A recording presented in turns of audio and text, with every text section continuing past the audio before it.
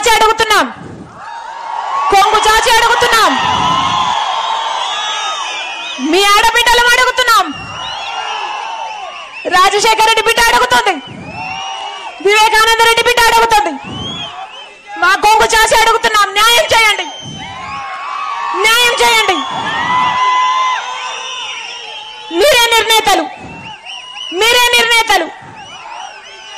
ఒకవైపు రాజశేఖర రెడ్డి బిడ్డ నిలబడింది, ఇంకోవైపు రాజశేఖర రెడ్డి గారి తమ్ముడిని వివేకానంద రెడ్డి గారి హత్య చేయించిన అవినాష్ రెడ్డి గారు ఇంకోవైపు నిలబడ్డారు. మీకు ఎంపీగా ఎవరు కావాలో, రాజశేఖర రెడ్డి బిడ్డ కావాలో లేకపోతే హత్య చేసిన అవినాష్ రెడ్డి గారు కావాలో మీరు తెలుసుకోండి.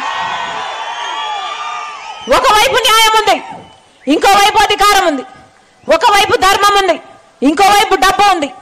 మీరు ఏ వైపు నిర్ణయించుకోవాల్సిన సమయం వచ్చింది. నేను రాజశేఖర రెడ్డి బిడ్డను, నేను రాజశేఖర రెడ్డి బిడ్డను. పులి కడుపున పులే పుడుతుంది.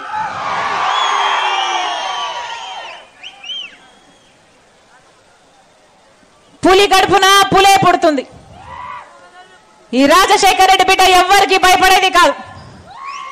అలాగే అన్యాయం జరుగుతుంటే సహించేది కూడా కాదు.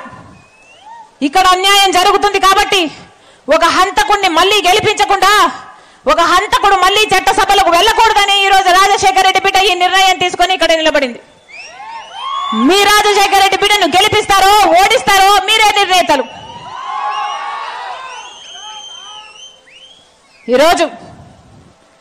ఈ రోజుటికి 4 రోజులైంది కడప ఎంపీగా నేను నిలబడుతున్నాను అని. నేను కడప పార్లమెంటు స్థానంలో తిరగబట్టి 4 రోజులైంది.